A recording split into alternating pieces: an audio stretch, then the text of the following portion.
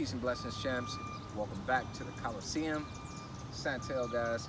Today's video, I want to show you guys how to create some mobility in your shoulders and increase your range of motion all at the same time. So, just like the hips and the shoulders collectively, you definitely want to make sure these are two parts of the body that you always want to keep mobile at all times. Ask anybody that's ever had a hip replacement, right? Once you stop moving those areas, they're multi-dimensional parts of the body. So just because you can move it this way doesn't mean that you shouldn't check other areas, right? For example, if you can hug yourself, awesome. Can you touch your shoulder blades, right? Can you go through a series of different movements without feeling pain in your shoulder joints? Do you have full 360 range of motion? And so with that being said, guys, you always want to make sure that you're loose and mobile. It increases your performance when you're training, your quality of life. And so let's get to it. You can perform these movements with bands, with weights, dumbbells, kettlebells, but it's a lot better, a lot more efficient if you use bands and especially have an anchor. So I'll demonstrate the different movements on one arm and then repeat on the opposite side, guys. Leave some feedback, let me know what you think, and then I'll have more goodies coming in future videos. So with that being said, the first thing you want to do, as you can see, I have my anchor set already, about hip width, hip height. All right. If your core isn't that stable, right, then I would highly advise having more of a staggered stance so you don't lose your base. But if you feel comfortable, you're going to start here with the feet hip width apart, even, all right, with my right palm facing away towards the same direction of my toes. What you want to do is not lift the band here. What we're doing is creating flexibility and mobility in the back of the shoulder primarily, the shoulder blade. So you don't just want to go through the motion and start lifting it as though it's a workout. If it ever gets to that point, if you're scaling it from a 0 to 10 and it starts to feel like holy shit balls, you're going too far. All right? It should not feel like a workout. And just because I'm sweating doesn't mean I'm working out or contradicting what I'm saying. So with that being said, guys, give yourself a little bit of tension, keep the arms slightly bent, all right? But make sure as you're going through the movement, all the movements that we are gonna go through today, that you don't lose that, all right, that position, because when you do, it can easily change into a bicep workout, forearm workout, all those different things. Essentially, you'll end up putting the energy and effort into the wrong area, contracting the wrong muscles. With that being said, guys, palm forward, feet hip width apart, stabilize your core, and with the arm locked and fixated in that position, push your shoulder blade back first. That's the first step. Push it back and hold that position. From there, begin to lift your arm up towards the front of your toes. Right? Do that about 10 times, making sure that you have a band, again, that doesn't allow too much or cause too much restriction where it's pulling you back, where it's too easy. You want to stop right about where the nipple line is or where the bottom of your chest crease begins. Exhale, inhale to come back. Okay?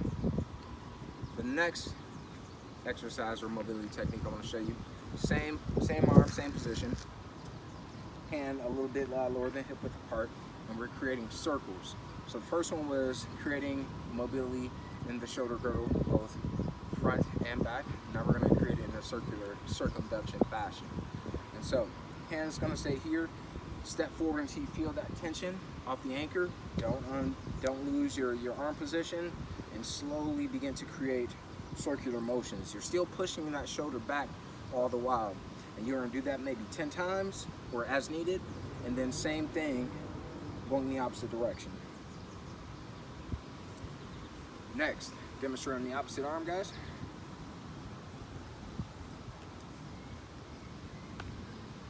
This one, for this technique, you can keep the anchor in the same position. I'm gonna bring the arm up like so, keeping the arm slightly bent, not locked all the way out, putting too much pressure on the joints. But you want to keep the arm slightly bent. And then we're just gonna slowly bring your palm almost towards the center of your chest, and then bring it out, pushing that shoulder back as you do so. So I'll show it here as well, guys, so you can see what I'm saying.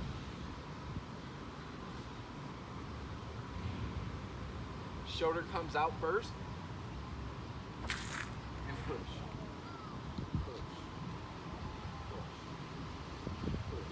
Very different from a fly motion. From here, we're flexing the spine as we bring that arm forward. So once again, opposite arm, palm forward and open, legs, everything stabilize. Exhale, inhale, exhale. Breathe out and bring it in. Directly after that, same thing, guys, creating our circles for 10 without losing form, and then going in reverse for 10.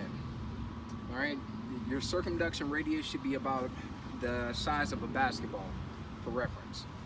And then we got one more. Same thing, making sure we check all of our corners. Again, feet, core, arm position, and breath. Palm forward in all movements. Exhale as you bring that arm forward. Inhale, bring it back, exhale. Inhale, exhale. Exhale. Making sure you pronunciate when you bring your hand forward so you can really flex and push that shoulder blade back. So again, exhale, exhale, and exhale. After you do about 10 of those, check in. Okay, it feels good. Next, we move back into our circles. So standing here again, you can put the hand on the hip, stabilize. If you want, challenge your core a little bit more, you can have the arm out. 10 circles, pressing up as you go through your circle motion. After you complete your 10, reverse, opposite direction. For 10, staying with the breath. Inhale, exhale. Then I always like to finish off with the stretch. So yeah, pulling with the opposite arm. All right, you're gonna have your palm facing in towards you this time. Scoot away from the anchor to the point where you feel tension, and then turn and look towards the arm that you're stretching. Hold that for about 30 to 60 seconds or as needed. And then do the opposite arm, same way. And we're gonna close off with one over the head stretch. So holding on to the band like so, you're gonna keep the elbow in towards your head, bicep to head, and then step forward, bending the same leg, same arm. You're gonna bend the corresponding leg like so, keeping the core engaged. Allow the elbow to shift and drift off all the way up. Inhale. From there, push your shoulder. I tighten my core. The last thing you wanna do in this position is allow your spine to arch. Draw it in and then let the elbow go up, arm goes back. You're gonna feel a good and deep stretch in your shoulder, subscap.